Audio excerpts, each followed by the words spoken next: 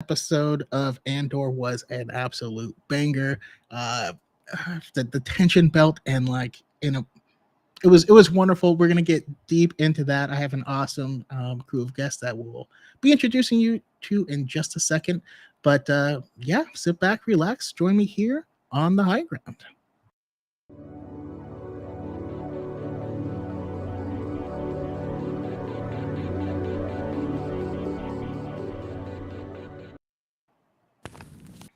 Hello, and we lost visual. Okay, there we go. Sorry, I'm back. Awesome.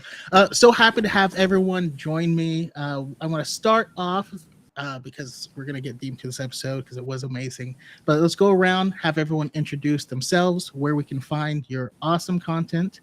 And for our icebreaker, I'm going to ask you can have any droid in Star Wars to make your life easier, to hang out with, to do work, to be your buddy. Who are you picking? And what are you guys doing? What are you doing with these droids? Um, and I'll go to Pete first. Well, thank you very much. First of all, thank you for having me on. This is really great. I'm glad you've made a couple appearances on our shows lately, and it's really I was honored that you reached out. So I'm excited to be here. So thank you very much. I'm Pete Fletzer. I am part of the ATG Cast podcast stream. I do a podcast called Around the Galaxy every other Thursday, where we sort of have one-on-one interviews with people in the Star Wars fandom, and then on Friday nights we do a show called Streaming Star Wars. It's sort of a sports talk radio for Star Wars nerds. We don't talk sports, we talk Star Wars, but that's kind of the format. And you can find me at ATGcast or at atgcast.com. Which droid would I want? Well, I do have my battle droid right there on the wall. But I think my favorite droid, and it has nothing to do with the fact that we're talking about Andor, but it would be K2SO because I feel like he's got the muscle to do what I need to have done. He can defend you, but he's also hilarious, and I love the sardonic humor. That works very well for me. So that would be awesome, especially having him ride shotgun. It'd be like having Wash as your pilot. It's just a win-win on all cases. So I appreciate it. for sure. How about you, Larissa? Sunflower Stardust on TikTok, Instagram, and YouTube. Most commonly known for the Imperial HR videos, but I'm a huge Rogue One fan. But the droid that I would have with me, I guess it's from The Mandalorian. I probably want to travel around with them. I don't know if personality-wise, but I don't know. I think they would just always have my back and as well. Sorry, you cut out a little bit. Which droid? IG-11 from The Mandalorian. Very nice. I'm hoping that this is post reprogramming to be an excellent babysitter. Yeah, right. Yeah, post reprogramming. Although when you're walking around as Dolores, the earlier programming might be more effective in getting things done. Oh, yeah, that's a good. Last but not least, we got Joshua. Yeah, sure. Hi, everybody. I'm Josh. I'm probably more known as Mesa Windu, primarily on TikTok, on Twitter if you want the spicier takes, and then on YouTube I'm trying, so we'll see where it goes.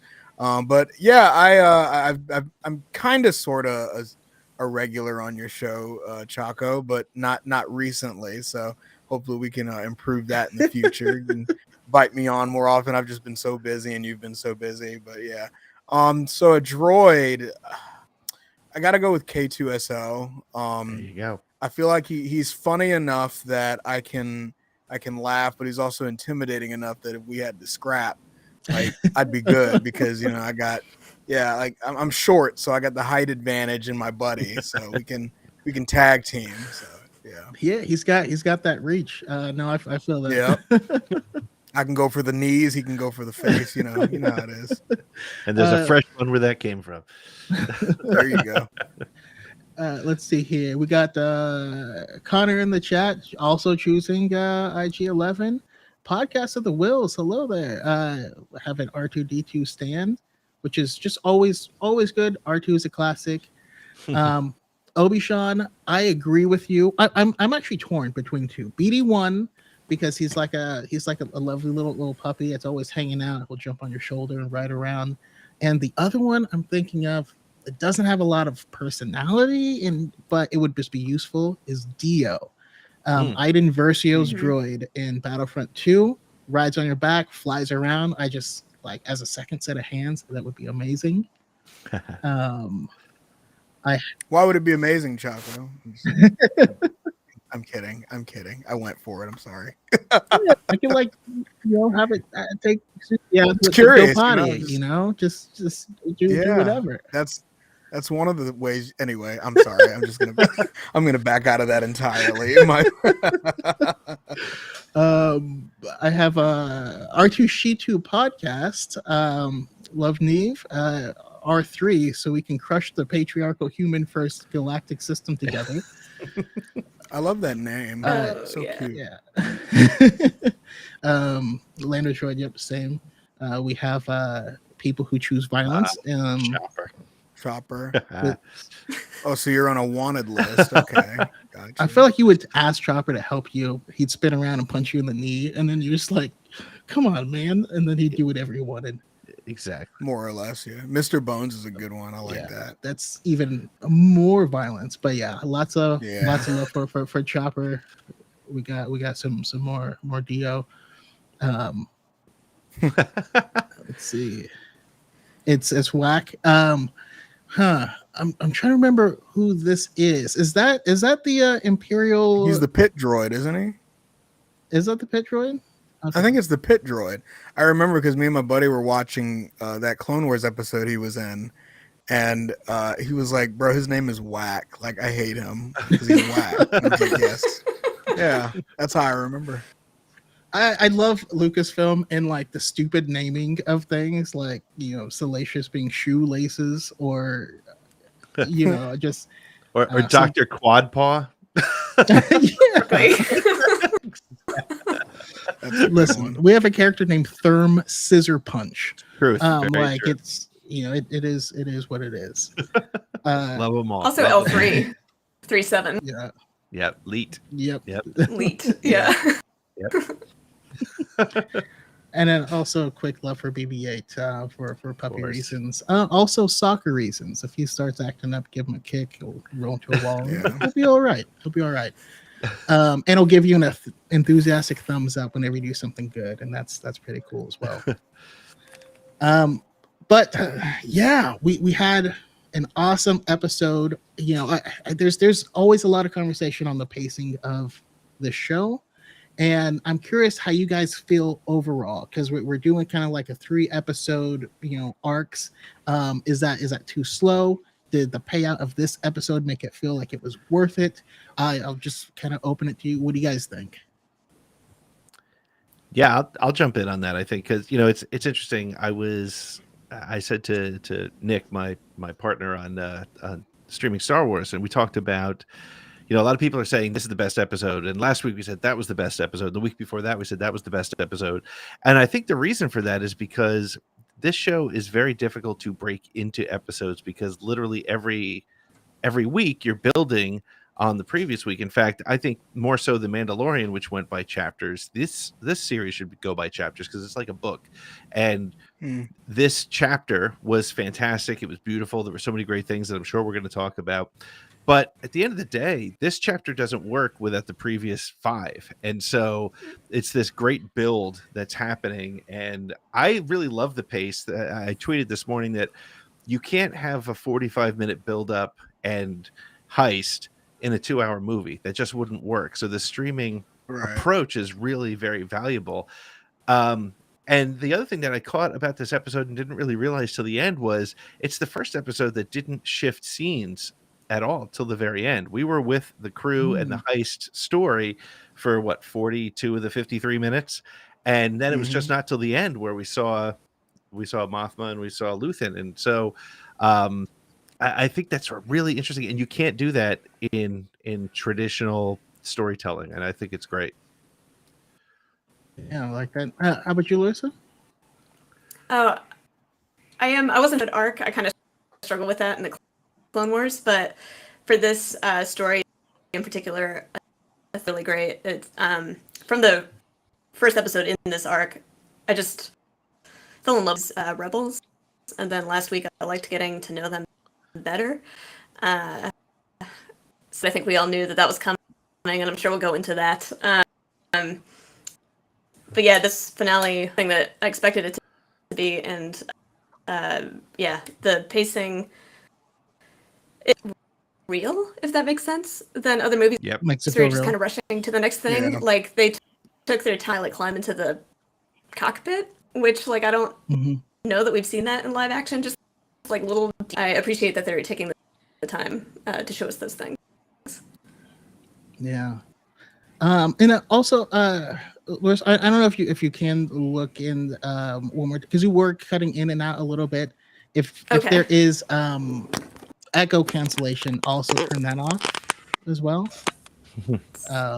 And hopefully that'll take That care of it. is But yeah, off. Okay.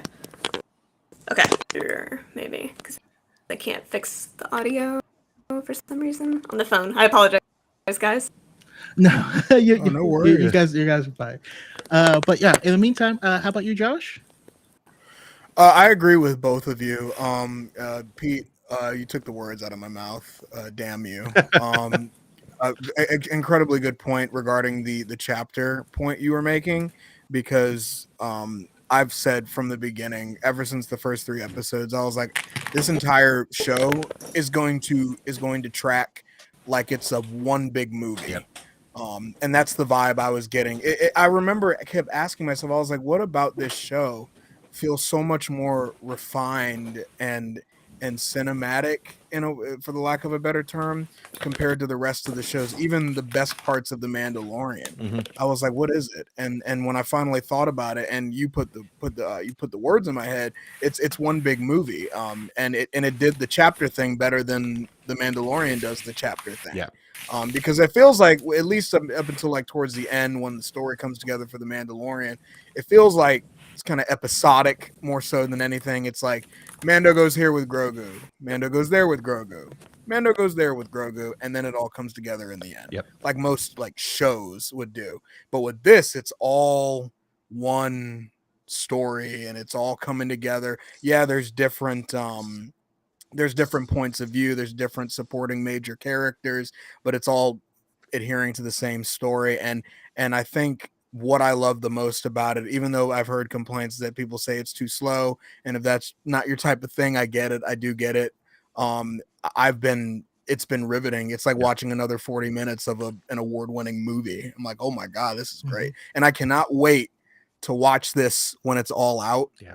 Because I'm going to watch it all over again, and it's going to be even better because you can just go right to the next part. It's like, oh my gosh. So. And you bring up an interesting point too, is I feel like the middle chapter, number 2 and number 5, have both felt like they just sort of ended in a weird spot. And I think that's because they're breaking it up into just, we need to fit it in. We need to make sure that the last piece works and the first piece works, and we'll just kind of make these work inside. And again, it's not a bad thing, because last week I was wanting, this was the longest week between Star Wars shows that I can remember in a long time. Dude, oh my gosh, man, me too. I was like, I don't know if you saw my tweet, but I was like, bro, like, is it me, or does it feel like this was the absolute longest wait?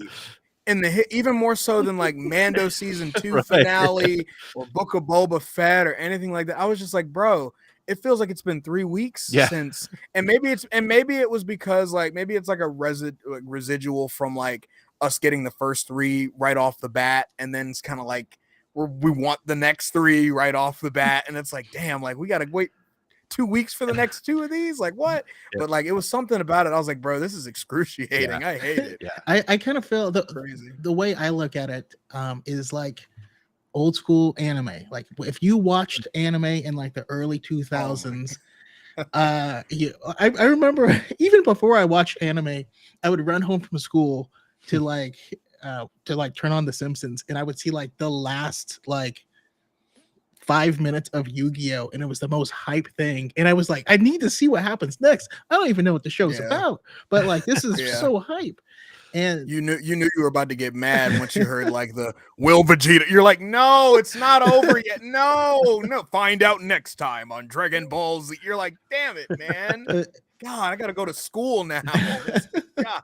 dude, and I mean the previous episode, I was on the edge of my seat just from the tension that was just building, and like it has you sit in silence or sit with some like real uncomfortable scene, the breakfast scene with his mom and stuff Yeah. like that, and you're just like, Yeah. and then we launch into this, and I mean the payoff was it worth the wait? I believe Oh, absolutely. Oh yeah. Yeah. I was worried it wouldn't be, I guess foolishly, because in my opinion, if a show starts off the way that Andor did the first 3 episodes, you should know deep down that the rest of that show is going to be an absolute banger. You're like, oh my God, like this is the first 3 episodes. Yep. It made me feel the way it did. Like, I think I got more emotional in the final minutes of episode 3 of Yes. Andor. Yeah. And call me crazy, I felt more then. I'm ready for the people. Than the Obi-Wan Anakin fight. With Obi-Wan and Anakin, it's like, oh my God, I've been waiting for this. This is awesome. This is what I want. Oh my gosh, yes. Hype, yes. Sadness, yes, when it comes. And I did get a little emotional, but with the Andor thing, like all the emotions from like, and we'll get into it as we go on, but like from like all of the different points of view, the music was really heavy lifting toward the end. Yeah. And just seeing like the parallel between young Cassian and older Cassian, like his stories beginning again. It's just like I felt so like overwhelmed. Even going back and watching it again, just all that together just made me like, damn man, I want to go sing "Do You Hear the People Sing" in the street now. Like it's so cool. Like all of the emotions coming together. It was great, man. Yeah. Best Star Wars experience in a very long time. But there's something really interesting about the pacing, even in the action scenes, right? As great as the chains and everything falling on Ferrex, which was a mind-blowing scene, really a very smartly crazy, yeah. choreographed scene. And the end of this episode, the escape, the action was there, but I mean, you compare that to Mando or Book of Boba Fett action, and it's even a different paced action there as well. Right. It's not. Yeah. I mean, and Larissa, you made the point before, and you're spot on. And one of the things that I picked up on was, once they start the heist and they've got the credits in their face and it's all happening, it's still like, first of all, they showed you a lot. Like, if you were watching this in the theater, if it was a 2 hour and 20-minute feature film, you wouldn't have gotten them blowing the straps off, loading the little carts, pushing the carts up into the. It would have been like, okay, go, bam. Oh, Andor's in the seat. Let's go and get out of here. So I really appreciated that because it added to the tension. You're like, what? Because you had, who was that? Was it J-Hold? Was that the Imperial officer? There's just stress between him and Gorn you never get anywhere else. That was fantastic. So big props to this show for not trying to make, because this could have been a 35-minute episode, but they put you into this, which is why you care so much and why you feel so much during that time. Because my gosh, you've like, everything is happening in real time. I think it's sort of the way you put it, Larissa. It feels kind of real, and it's a different way to feel about a Star Wars. Yeah. And, you're kind of always how do you waiting feel, for Larissa? when it's going to go. My bad. Sorry, you're kind of waiting for because something's going to go You're good. wrong. No, yeah. You don't know when something is going to go wrong when you're watching this too. When you see all those little details, it's like, all right, well, who's going to die when? You just know it's coming. Right.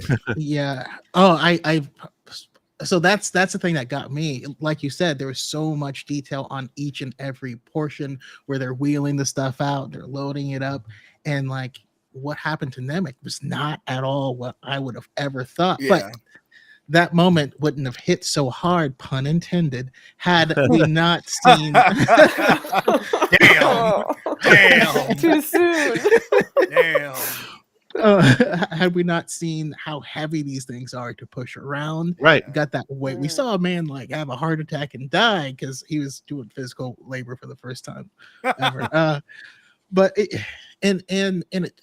all of this, the action and stuff that it tells has purpose, right?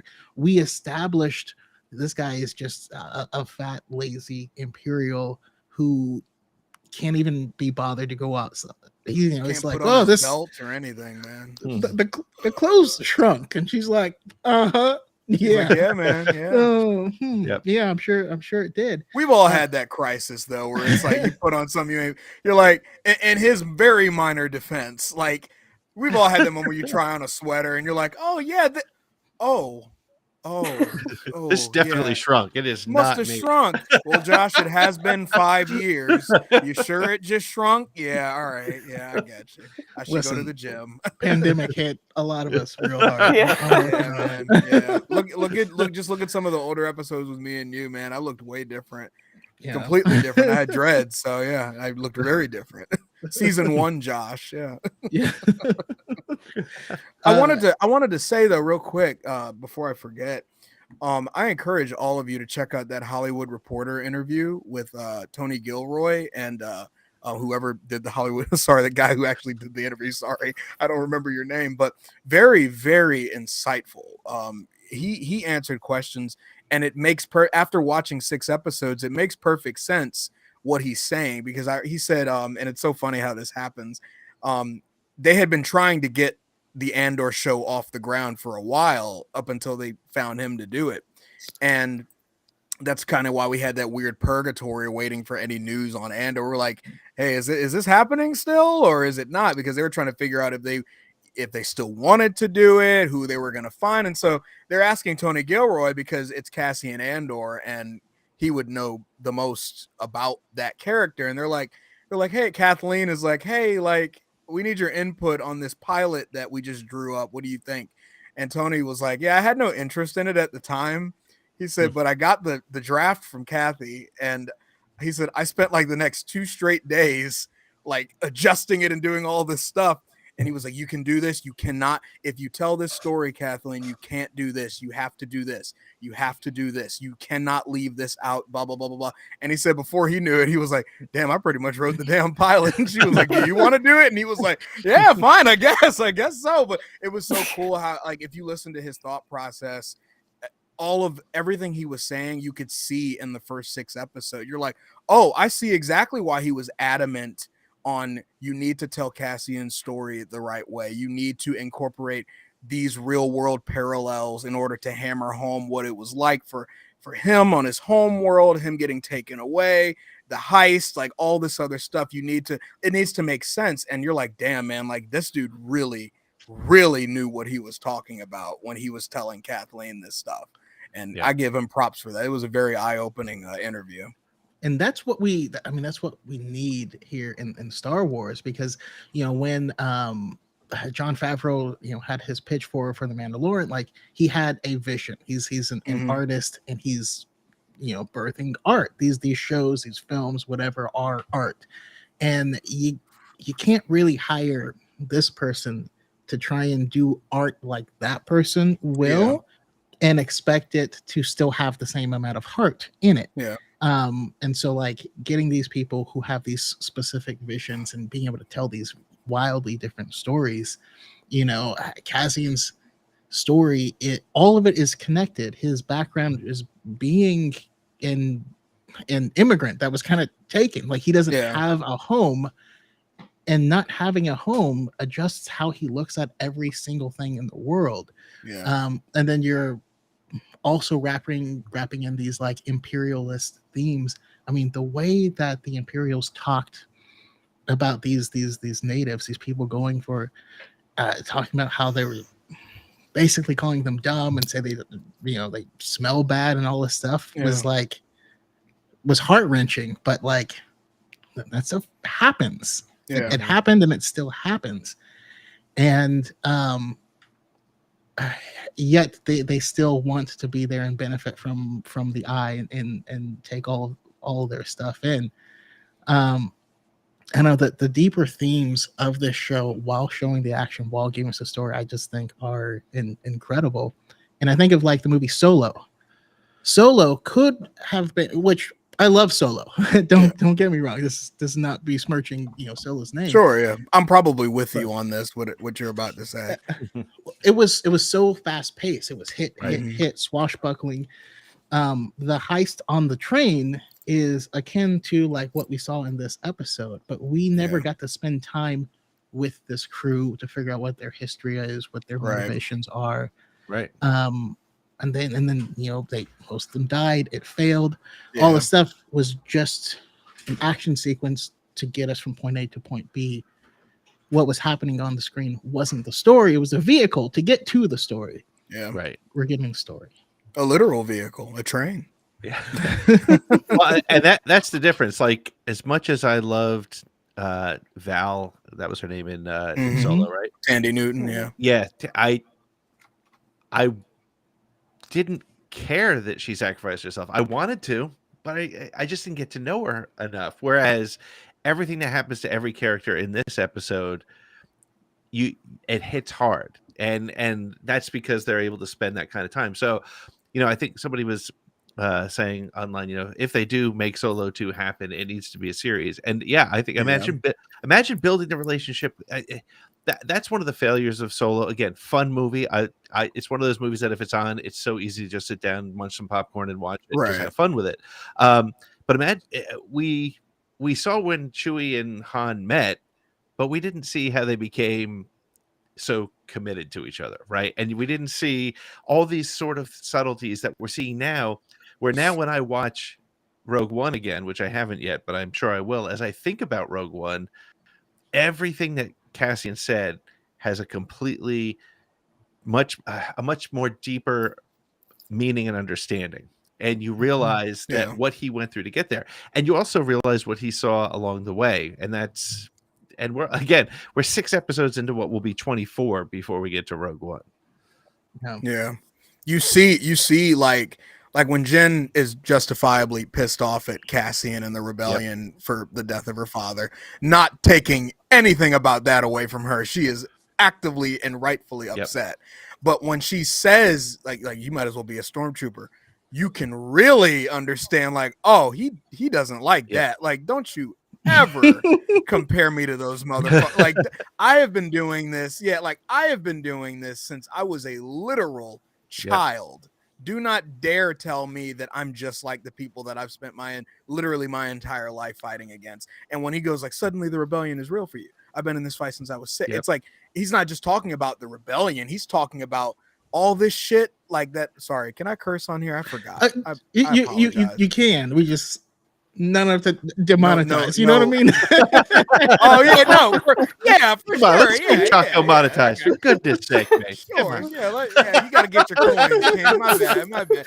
No, but no, like I love like looking back at that scene because I was watching it on YouTube, like just that scene, and when he gets pissed off back at her, I had just seen episode 5, and so I was like, ooh. All of this makes so much more sense. Him being pissed off like that. Like, it made sense before because they explain why he's upset about it in the movie. But, like, it really makes sense when you have 5 episodes of a show based around him. You're like, holy shit. Like, I totally understand why you took, like, deep offense to something like that. And so, yeah, I really enjoy that. I love it. And you saying that makes me think about how, Cassian not killing Galen is such a big thing. Huge. We didn't fully get that in just that film, but after watching all of this and how he does have this moral compass, but he has no compulsion about taking down people that don't, it makes it hit a lot different. And fun fact, I was actually a hater of Rogue One. It was my least favorite Star Wars film until damn, I don't remember this. This is early Chaco. It was my least. This is lore right here. It was my least Holy favorite hell. until I started the High Ground podcast, and I had Larissa on and Flowdux on for that episode, and they helped me see a lot of things that I missed. So I always appreciate that. You guys kind of did that for Last Jedi with me, because I had no time for it 2 years ago, and when I talked with you guys and listened to you guys, and you guys talked about your favorite scenes, I was like, okay, I get it, I get why. Then I watched it again, and I was like, oh, so that's what he's seeing. Okay, all right, I get it. It's very that's on storefront. But That could be an entire year's worth of content. But that's why I love doing this and kind of like hanging out and getting all these different points of views. Because then when I watch it the next time, I'm different. You know what I mean? Having someone who is like adopted explain to me why Rey Skywalker meant so much to them, and then rewatching that scene, it like it hits. Yeah. So yeah, I always appreciate that. Yeah. But okay, how do we feel about the crew, our heist crew? Who's your favorite people in it, and who were you shocked to see? They better not. So from the beginning, I was always kind of sus about what's his name? Skeen? Skeen. Skeeve. Skeen. What a Yeah, with a slimy name like ass. Skeen. Whoa. I always thought I was like there's two things going on. I said I don't think he's like a double agent for the Empire. I don't think he's like some secret agent for the Empire. I said I think he's a little too rough around the edges for something like that, which I guess is what a double agent would want me to think. But I also could see him still doing some wildly out of pocket stuff. Maybe not even like being against the Rebel Alliance, but he might do something that tries to nuke this mission. I did not get the sense that he was like straight up like, "Yo, let's get this ship and get out of here."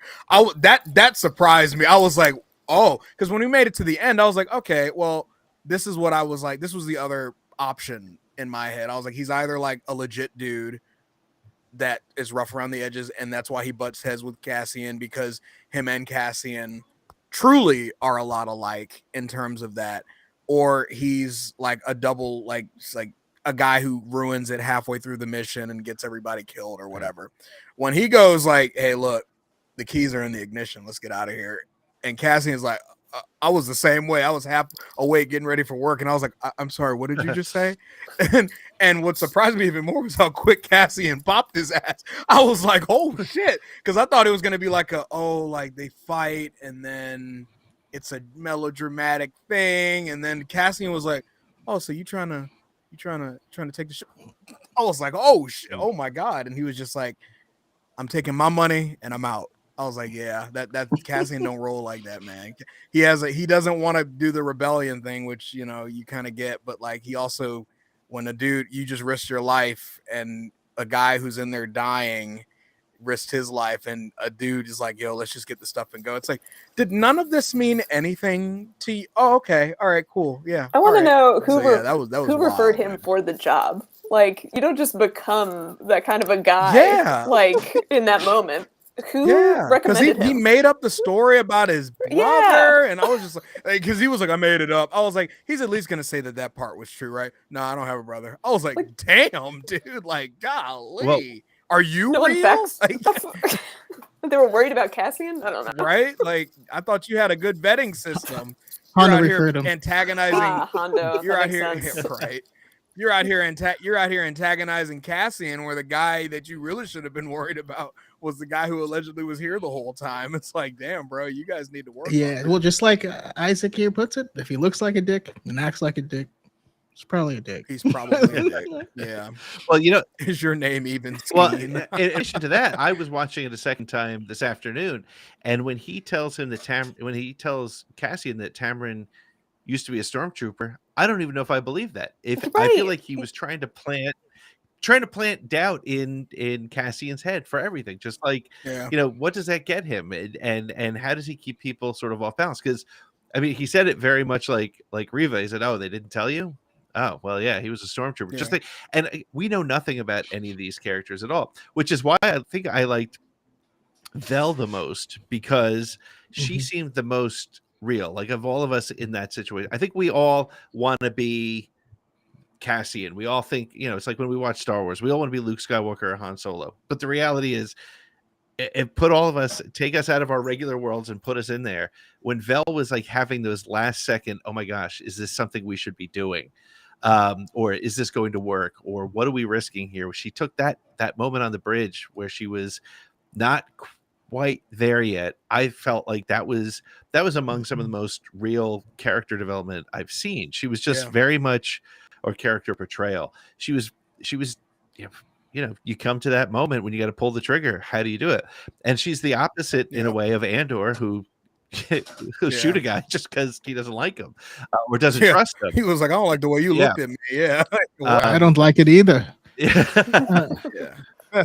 I was gonna say, like, dude, like, I see why Andor was like a top operative in the Rebel Alliance. Like, dude would have been a very valuable officer after the Death Stars explode if he had survived that. Like, Jyn would have been great too, but like, looking at Cassian, just the raw Cassian that we see now, the non-refined like Rebel officer Cassian, dude was like the Terminator, like with some stuff. Like, he's like, hey, if you need me to get those documents for you, I will get those documents for you, and I will kill my own squad to get those documents for you if I need to. It's like, God damn, man. Like, and we should have known he was about that life because he killed the dude who broke his leg. Or so he's like, oh, word. All right, man. Let me give you a hug. Bop, bop, bop. I was like, damn. I have Cinta, the real MVP, Widow Woman. They better not. Right. I'm just saying that Andor has done brown women well. Just in general.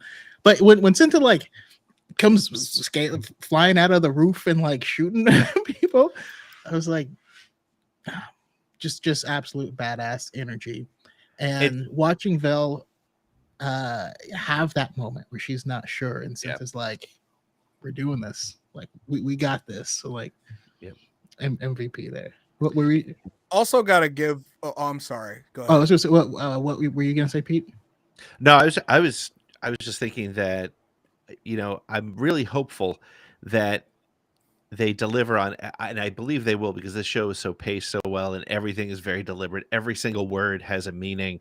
But I'm hopeful that they close the loop on Vel and Cinta. I want to see Vel go back to Cinta in the last episode and sort of, rekindle that connection. I think that's really important. I think we're going to see Cassian pick up his story looking for his sister and things like that, because I don't feel like they don't dangle anything and not deliver on it. So Cinta was, I was going to say she was underused, but in a way she was kind of used absolutely perfectly, because she gave Vel someone to care for. She gave some realism and grit to what was going on. She was sort of the steel of that entire mission. She kept it on track, but she was used in a minimalist way.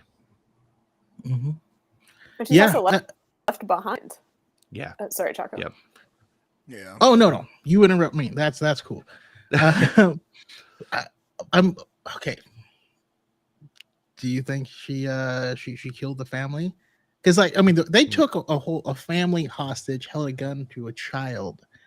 That's pretty heavy, I think it is a way they could, if they really, really, really wanted to hammer home the reality of a rebellion, they could go that route. Like, you find out later that they ended up pulling the trigger on them both. My gut tells me, and this isn't even necessarily saying like it's a Disney thing. I don't think they've been willing to do a lot of stuff in this show that I was not expecting them to be willing to do. But I do think that they might be like, look, they get the idea how brutal it is out here. We don't need to, they can even just keep it ambiguous. Like, they don't have to say like, oh, they survived, don't worry. You know how like I always notice in like the like animated TV shows where like the attack jets and stuff always shoot at like the big cartoon villain, and every time the jet explodes, you have to show the guy parachuting out of the plane. Yep. Like, you don't have to say like you have to show that the guy survived. Yeah, like I hate it so much. It was so annoying. I was like, oh, let me guess, he jumps out of the plane. All of them got out just in time. Yeah, sure. But like, I hope it's not like a situation like that, because that's what it's gonna feel like if they're like, oh, and they survived. It's like, no, like realistically, they shouldn't care. Like, these guys shouldn't really care in the grand scheme of their rebellion. But it would be pretty interesting if they went that route, because that's absolutely a situation that you'd run into in a conflict like that. You've seen it happen in history. So Yeah. How about you guys, Larissa, Pete? Go ahead, Oh, go Larissa. I ahead, feel Pete. like I've talked too Sorry. much. Go ahead. Sorry, what was the exact question? I was so caught up in Josh's Oh, answer. Oh my no, bad, just man. I'm bad at just that. well, when it comes to Cinta, right? She stayed behind. She kind of looked like she was going to try and join in with the crowd to get away. But what do you think happened with the Oh, if family she and killed them everything or that she was not. holding? I mean, we see her change And into also, the what do you think the uniform. reprisal will be? Yeah, we see her change into that uniform at the end, which means that she left the room at some point, right? Yeah, she got a uniform So, somewhere, right? but the family would recognize her. So, man, that's tough. If she was a bigger character and they brought it and you see her again way more often and she never brought it up, I'd be a little suspicious. I'd be like, what did you do with that fam? Like if we see her more and more often as the episodes go on and like we keep bringing up the heist, I feel like at some point somebody's going to be like, "Hey, what'd you do with that family, by the way?" Cuz we haven't spoken at all about them. Are they cool? Like, and she's like, "Oh no, I killed Yeah. them." Like, Oh, okay. All right. Cool. Yeah, Screen all right. straight up said she was the toughest one there, and yeah. from what we saw, he wasn't lying. What do you think, Pete? Yeah. I think of all the characters who would have pulled the trigger if needed, her and Skeen are the two that would have done it. Um, I I don't know. I don't think she did because I feel like there's some sort of connection to Yeah. the people of the planet. So I don't. I like to believe she didn't. But again, she did show that whatever we got to do, we'll do it. So which Yeah. puts this entire crew kind of in that really interesting. I was going to say gray area, but that word's been so overused this past 5 or 6 weeks. But I can't it use gray or gritty anymore. I just right, can't. those words are off limits. But unless you're trying to get clicks, then you got to put that on there. But I think I think what's interesting is they're all kind of on the borderline of partisans, which is a whole other story, which I think we're going to get into in the next arc. That's my guess. But I think they all. I don't think Nemec would have been able to pull the trigger. I just feel like he didn't have that in him. I actually feel like of all of them, I feel like for some reason Gorn was probably one of the kinder people there.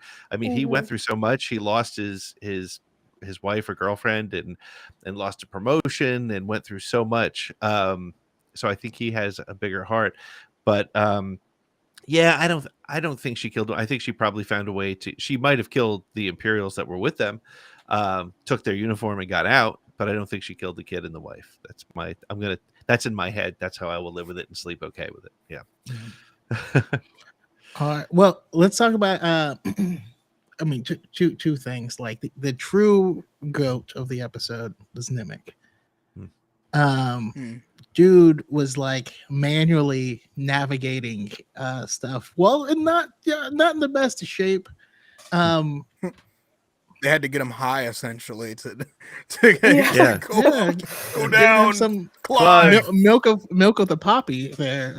Yeah, seriously. He was such a complex and cool character. I mean, I think a lot of us called it. I was saying, I hope he didn't buy any green bananas. He he has this unfinished manifesto. I'm just curious what you guys think of him, the manifesto, where we're going to go with all this, and also real quick. One of the things we kind of touched on earlier, we get so much detail on all of these characters that in typical films where they don't give us any detail, you always know who's going to die because you're like, because we don't get any detail on anyone. And then we don't know then one guy's like, I'm retiring today. And you're like, okay, well, he's going to die. he's done. Yeah, he's done. Bye-bye.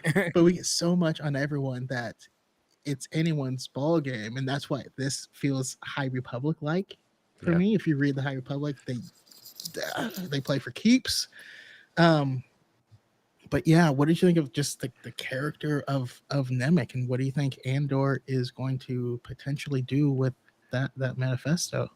Well, when Andor told him, "You'll sleep when this is done," I was like, "Oh, that's a Game of Thrones type of line, man. He's gonna sleep, and it's not in the good restful way." So, but like you said, a lot of us knew or guessed he probably wasn't going to make it.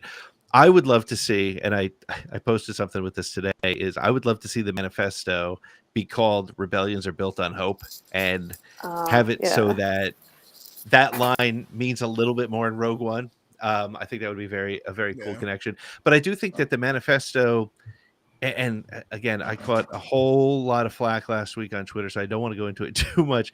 But the word manifesto, unfortunately, has taken on a very negative meaning in the media that we live with today, right? Lone gunmen, that sort of thing. So the word struck people a little strange. So what I'm hoping is that in this case, it sort of resurrects what a manifesto can mean, which is really sort of a vision for change. And if that's what inspires Cassian to become the fulcrum for the rebellion, then that's a positive thing. And in that regard, the Nemec didn't die for no reason, right? If he can inspire the guy who joins the rebellion, who in turn eventually helps get the Death Star plans to stop the Empire in their tracks at that moment, it was worth it, right? So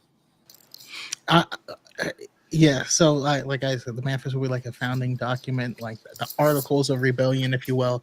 The thing I want more than anything is for the manifesto to fall in the hands of Bodhi Rook. wow. Yeah. And that's what changes Bodhi. I like that. I'd love to see more Bodhi. That's awesome. I love but that. Yeah, how about you, Larissa? I think my favorite part of the series so far is this week's episode where Nemec is explaining his vision, like his manifesto to Cassian. It was just like such a cool perspective. I'm sure we've all talked about what happened last week, but just his vision for this rebellion at level is something we haven't heard yet. Real Star Wars from like a nobody, and so just the visionary approach. You can kind of see the wheels start turning in Cassian, and I'm just curious to see if Cassian reads it and at what point he reads it, and I'm sure it won't be immediately. Like the payoff won't be for a while. Like, oh yeah, I have this book with me. Like it won't be next week, right? He's gonna like maybe have to think about it and pick it up later, and maybe that's when he decides to commit to the rebellion because he's still just a work for hire at this point. He's not completely bought in. I don't think, compared to the Cassian that he is in Rogue One, where it's about the mission and the cause of the rebellion. So that is my prediction. It won't come out immediately, but maybe towards the end of the like this 12th episode series. Yep. Yeah, I would love to see that. How about you, Josh? I think he is, and this is a little bit of a so I am a very left-leaning person regarding how do I even say this? Jesus Christ. I am a very regarding Jesus Christ. Man. Okay. yeah. Going. In the beginning, God created Earth. No, I am a very I believe in a lot of the ideals of like like democratic socialism and stuff like that. A lot of you who follow me on Twitter probably know that. I'm rather on that side of the aisle, passionately so. So when I see somebody like Nemec, I look at him and I say like the ideals that he believes in are truly ideal. I think he is probably the greatest example of somebody who probably exists in our own world, whether that be in America or across the pond or somewhere, that spent their entire life seeing what happens when governments or bad parts, the worst parts of a government, taking advantage of people and stuff like that. And he eventually develops, these core beliefs. And it's almost like the good ending to somebody becoming like I don't want to say would radicalize be the right word for something like that? I mean, See, yeah, this is it like is. Well, this is, so this is like one of those so situations. so And Josh, You know that's what what I'm got saying? me in trouble last week. This concept of I was about to say, Pete, were you the one that I don't know if you saw me look? I was like, wait, tweets got you in trouble. Oh fuck! I was like, it's wait, that you're guy. not- I oh, I no. am. No, Look, man. but this I am is one a of those coin people- opportunity. If anything, if I said anything, See, sometimes you have to meet the people that you go after on Twitter. Chaco, you fucking set me up, bro. What the No, fuck? no. There goes the No. monetization. Sorry, Chaco. Jeez. Oh, sorry, my bad. Jerry, This wait. is Jerry. But Josh, hang on one second, Josh. I actually, sure. I've had a lot of conversations with a lot of people after posting that, because in my mind, it didn't mean how it affected people, and so this is great because I love hearing what it means, because as you just said, I said the key phrase in my tweet was that he may be going down that route, right? He could be more dangerous as an individual in that position. Okay. That said, I know people didn't take it that way, and actually had some great conversations, like I said, with some people. So I get it now. But I think you're making some interesting points, because this is where do you cross the line into what Saw did? What do you go even further? And at that point, what are you a part of? And so it's really it's so complex, and that's what makes it so great. I would fully like to believe that this is exactly what this whole series is exploring. So we get this first heist where we're watching these people, I don't know, break bad, for lack of a better term, and so we're seeing, okay, these guys can go dark. We're seeing how that affects different people, right? It obviously affected each individual person of that group, and that's the other thing I love is it stops looking at groups and looks at individuals and how each individual affects the whole. But yeah, we're seeing that, and I think the next thing we're gonna get is Saw coming in there and seeing how far is too far. Where's the line? Where's the floor? Well, that's what makes this so great, because I think I said this on I don't know, it might have been my show last week. I don't recall. It doesn't matter. But in 1977, the world was different. All you needed to know was that the Empire was bad and the rebels were good. That's all we needed to know. The world looked at things differently. It was a very different political time. And now we recognize that, if you go back in time, when I was a kid, like I said before, I saw Star Wars in 1977. I was 7 years old. But when we taught the American Revolution, we were patriots, we were the good guys, we were clever and creative. If you look at what the American Revolution was, it was a terrorist organization that rebelled and did things that by today's standards done against us, we would look at it very differently. So, and that's what's so interesting, and why this is so great, and what Rogue One started is, to do good, sometimes you have to do bad to get there. And how do you manage that? And it makes for great character studies. Sure. And I gotta say, like, it is as somebody, and I should know better, because as somebody who has constantly 4 or 5 times in the last 3 or 4 months gotten my points misconstrued, and there's not a lot of nuance on Twitter, right? I would like to apologize, because my God, man, I said that Ahsoka was used a lot and might have been kind of overused, and I had DMs. I'm sure you get this after right. my throat. I'm surprised I didn't get doxxed. It's one of those situations where, like, on Twitter, there are certain things that it takes a face-to-face conversation to have a productive conversation about, and I'm sure that if everybody, including me, had a one-on-one conversation about it, it would have gone a very, very different way. But because when you explained it like this, I was like, oh fuck, that makes perfect sense. And but again, talk about all of these things too, but like just in sorry to interrupt you, Pete. Just in comments and that kind of thing. That just happened to me. We're trying to talk about slavery in the Empire, And how do you have that conversation with someone in TikTok comments? Like I said, it's a good discussion to have. And they were like, wait, you support slavery in the empire? And I was like, wait, no. I meant good as an important, like it's an important discussion. Like something as simple as that can be taken out of context.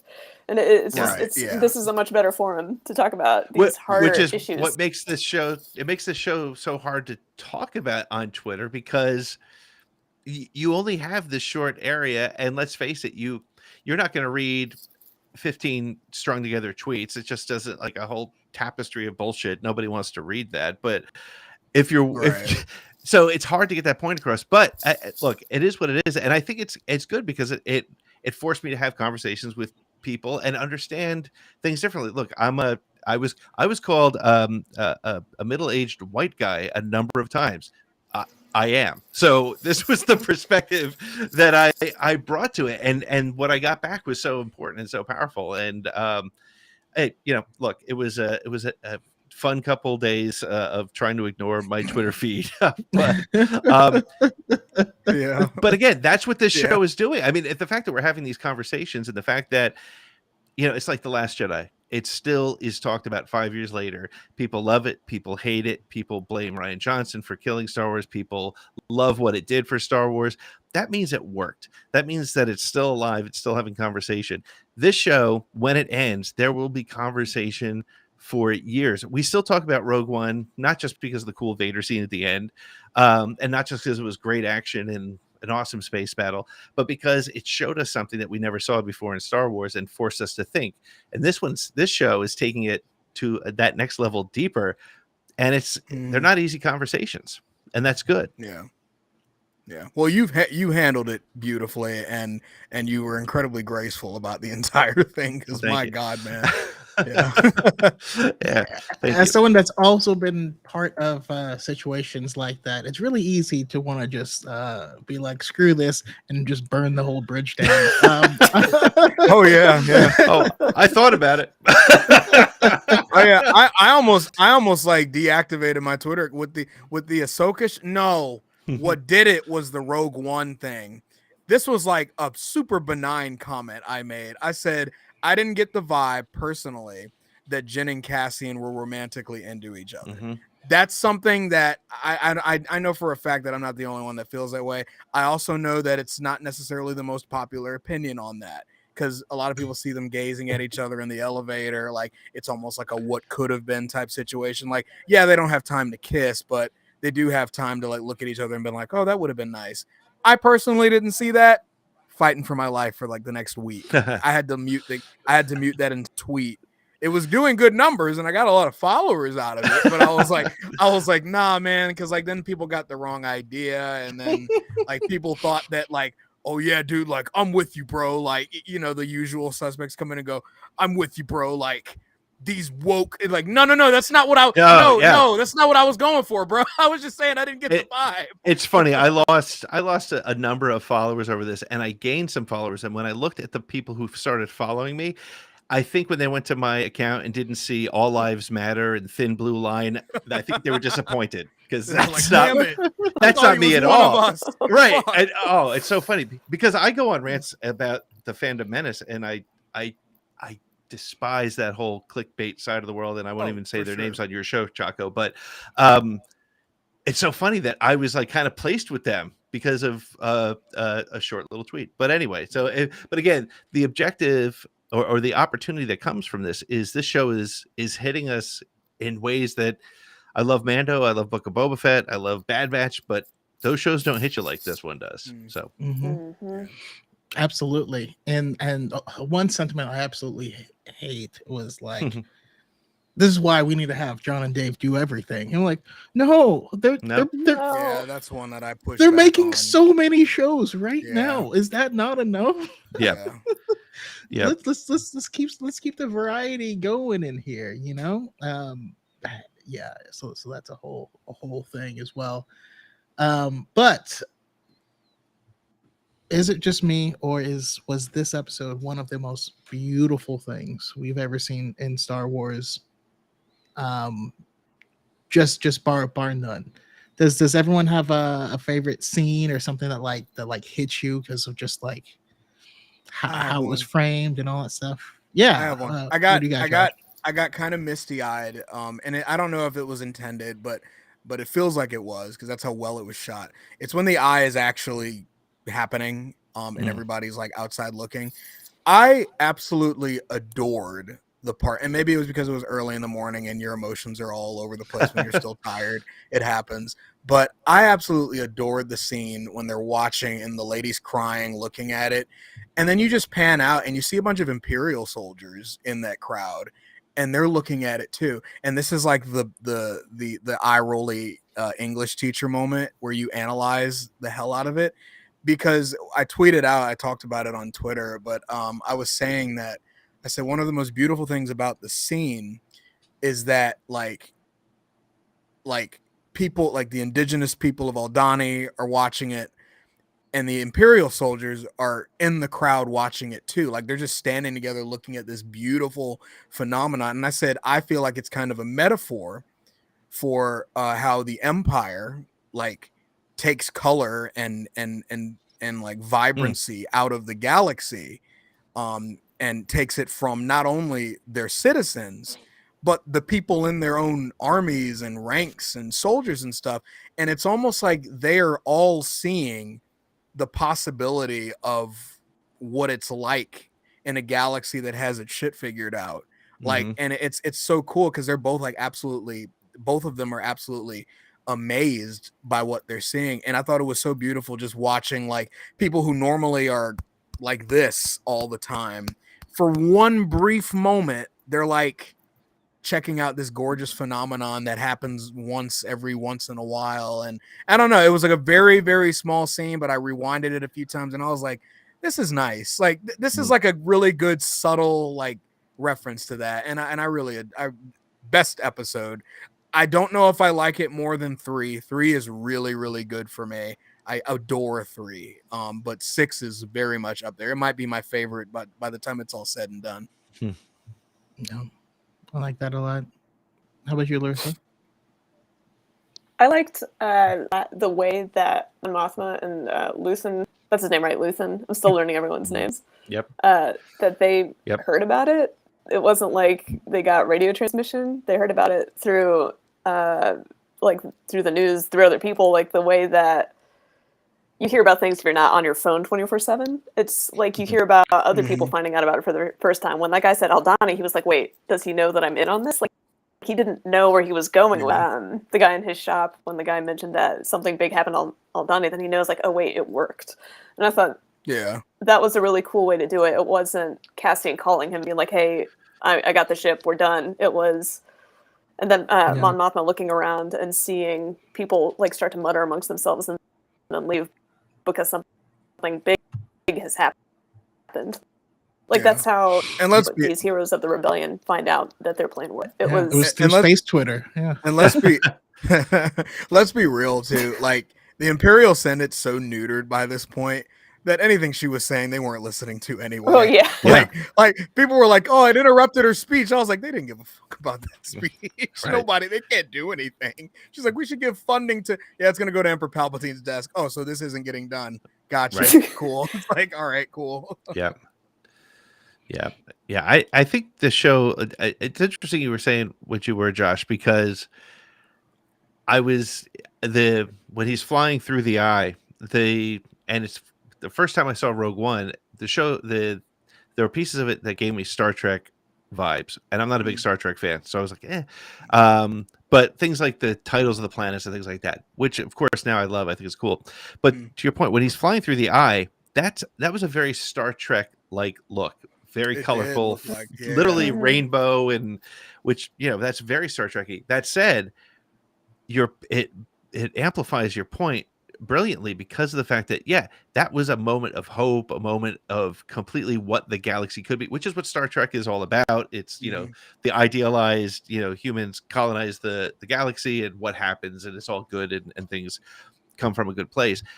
So I thought that was beautiful. I was, when it comes to specific shots, there were 2 shots that stuck with me. The first one was, there was one scene where they're standing in one of the hallways of the or one of the archways of the base, and they look up and the first comet comes through. It was just just brilliantly shot. It just felt great. And the It's other, gorgeous. my favorite shot though, of the whole thing was when they show the TIE fighter against the glowing background of the sky, and the pilot comes down the ladder and jumps into the TIE fighter. As a TIE fighter fan since I was 7 years old, to see the pilot get in, set up his controls, and just that was a moment we've never seen really before, and it was so cool as a 1977 OT fan to see a pilot, a stormtrooper, or an Imperial pilot jump in his fighter and prepare. It was just it brought me back to being a kid again. It was so cool. Yeah, that's absolutely mine. If you come back to it later, that's the new thumbnail that I had to create as soon as the episode ended. I was like, yeah, we redoing this. Same thing. And also, I don't know, Pete, if you've read the Alphabet Squadron books, but high recommend if you're a pilot guy. I have especially not. the I third have to one. do that. I have to absolutely do that. Yep. Alphabet Squadron's good. Yeah. Very good. The third book of that is one of my favorite all-time Star Wars books. Really? It slaps, man. All right, now I'm gonna have to read them. Great, like I have time for that, child. All right, so we are running out of time. But what I want to do is, everyone who's still hanging out in chat, if you have any moments or thoughts you want to pop in there to share, that would be amazing. But for the rest of us here, we'll go around one more time, let us know where we can find you and your amazing content. And if you have any closing thoughts, anything to plug, any websites and stuff, feel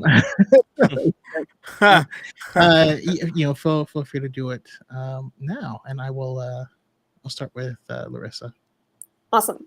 Brandon, Chaco, thank you so much for having me on again. Pete and Josh, you guys are amazing listening to your analysis. It was just, I just felt lucky to be here. So thank you all for having me on. You were great too. Oh my God. I don't know. Yeah. But I think I've learned to not get on Star Wars Twitter because I'm not on it yet. Oh. But I think that's my takeaway. But no. Listen, Stay away. No. Don't even. Yeah, don't even. I think if It's Dolores had a Twitter account, it would be incredible. Chaco, yes. that's a good idea. That's There actually a is great like an idea. old Imperial Human Resources Twitter from like 2013, and they didn't tweet that much. But somebody had the idea back in the day, early Twitter. Yeah.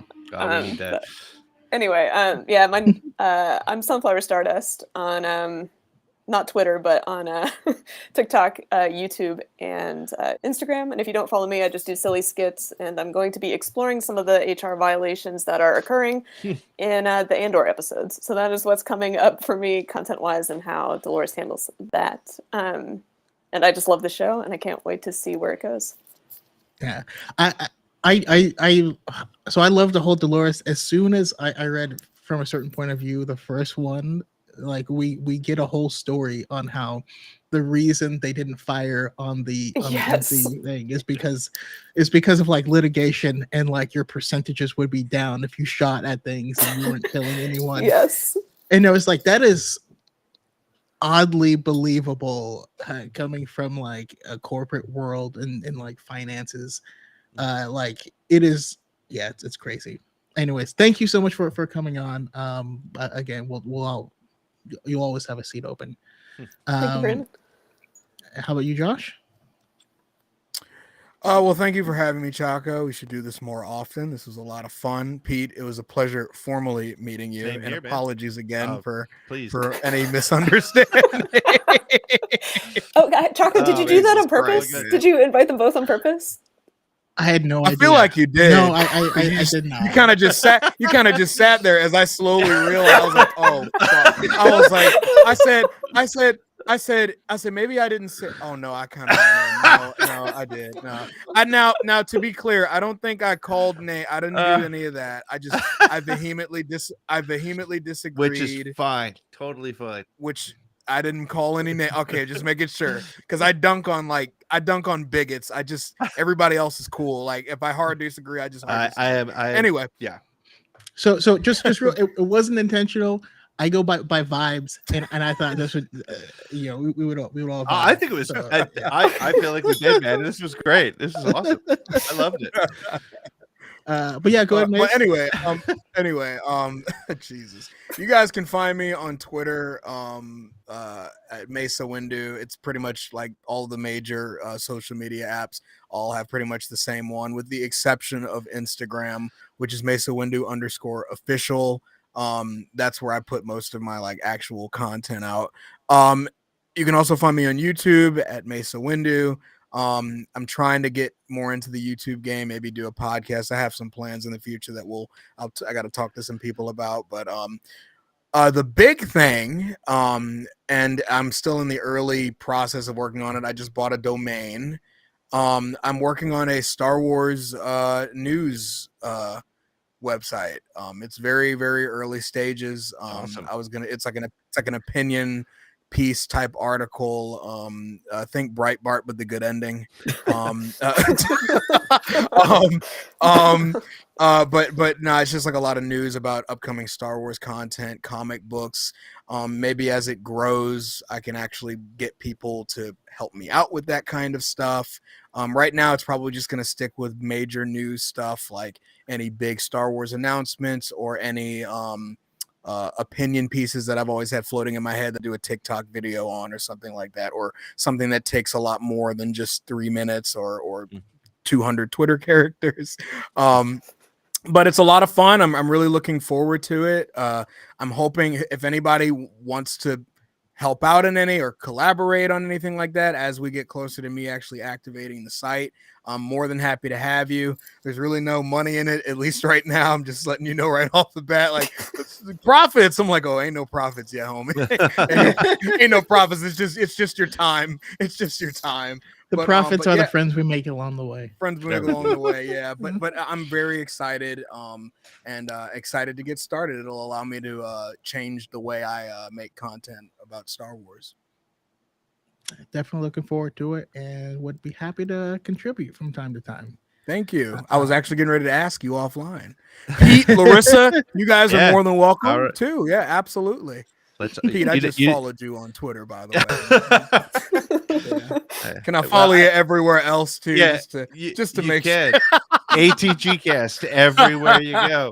Yeah, keep me in line, man. Keep me in line. But oh no, I didn't mean it like that. No, but it's so funny because like I don't know.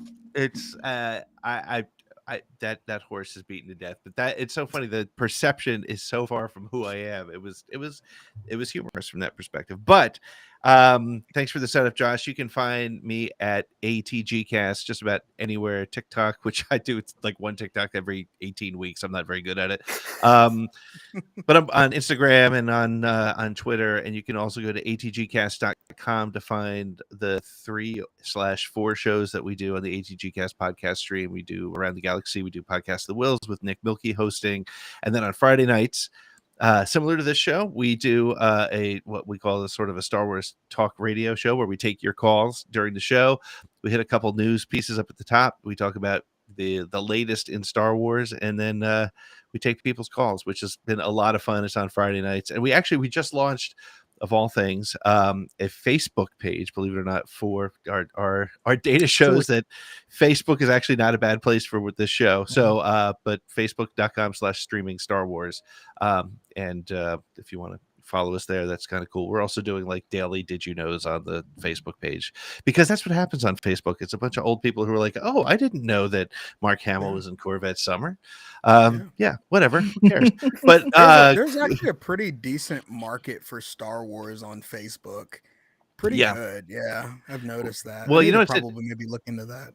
And I think it's interesting that we forget sometimes, and you know, the people who are in the chat, the people who are on the screen here, the people who are on our shows, we're a special breed of Star Wars fans. I think we forget that, right? We are the sweaty nerds who can tell you what you need to know, and well, of course, that's why they said Lethal, because that's blah. No, my dad doesn't care, but he's on Facebook and he's a Star Wars fan, and so that's that's who the bigger audience is. And I think the reason I bring that up is because when we get into these stupid Twitter arguments or the jockeying for position in social media, it doesn't matter. And when people think like, well, Disney, of course, is going to listen to that guy with 20,000 followers on YouTube. No, they're not, because they care about that middle of the bell curve, and they enjoy this stuff. They don't need to know what the different insignias on the Imperial officers means. They don't care. They're just having fun with Star Wars, which I think sometimes a lot of people forget. So hang out with the 4 people on this screen, on social media, on your TikTok and wherever, because I think we know how to have fun with Star Wars. We don't get so caught up in the silliness, and just remember it's fun. It's something that we love, and that's why we do this. Absolutely. Well said.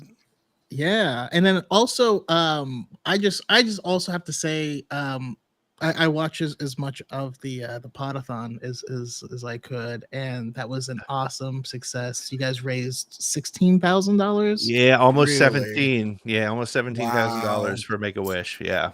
And, Awesome. and one day, it was so much fun. It was such a great day, and we'll be doing it again next year. Yeah, it was very cool.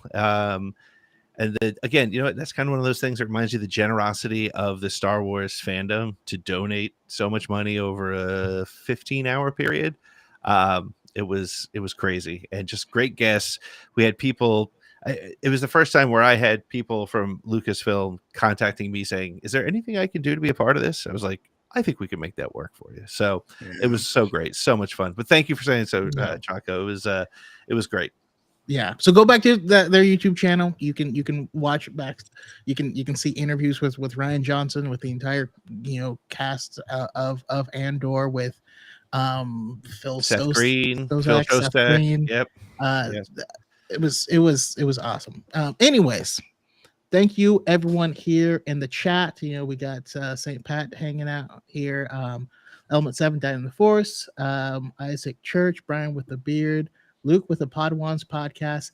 Definitely check them out. They're covering everything, including like House of the Dragon and just awesome. all the fandoms. Jedi Master, DePaul, Polk Nation, DePaul, Young. We got the paid Jedi for my Ninja. drink in LA. Appreciate it, brother. Yeah. Paid for my Uber too. God damn, I was drunk. we got wild at a karaoke bar. Yeah, man, that Oh shit my was God. crazy. That was fun. He said, "Bro, I'm gonna buy you a drink." I said, "No, you're not." I was already half drunk. He was like, "You're not gonna buy me a drink." He was like, "I got you." I was like, "Oh, if you roll like that, go ahead, man. Go ahead. I ain't gonna stop you. No. I'm on vacation, bro. My feet hurt. Go buy me another drink." Yeah, we'll have to do. We gotta do that. We got gotta big do that plans again. for more stuff. Anyways, times. thank you everyone who's hung out, and you guys for joining. Open invitations here, and like Element 7 says on our other podcast, Diet in the Force, which is Saturdays at 5 p.m. Pacific time. But yeah, that is all. Chaco, did you forget Larissa, or did she already go? I did go. Larissa went first. My bad. We were talking Okay, so good damn long. I Looking out. I wanted to make sure. I was like, "No, are we closing?" Wait, no, she doesn't talk yet. No. Oh, Sorry, thank man. you. And hi, Element But 7. I will take this moment to try and pressure Larissa again to making a Dolores Twitter account, because I would enjoy that. Do it. Do it. Okay, It I'll will look give into you a that. good buffer too, because if you don't want to deal with like you actually, if you wanted to make it like a whole thing Right. where it's like it's a good buffer from all the trolls, because like they don't realize It's that you're Dolores. Playing, Yeah, it's you're, not. you're It's not playing you. Dolores. You're That's playing. true. You're That's a not good you. point. If they go like, "Man, this sucks," you can be like, "Well, I'm Dolores, so he's not telling me I suck." Like, telling me Dolores That's an sucks. HR violation. Yeah, just come back with that's an HR violation. Oh my god, that'd be freaking awesome. That's But- funny. All right, guys. I will give you guys your evening back. Oh, Thank man, you that'd so be much. And everyone have a wonderful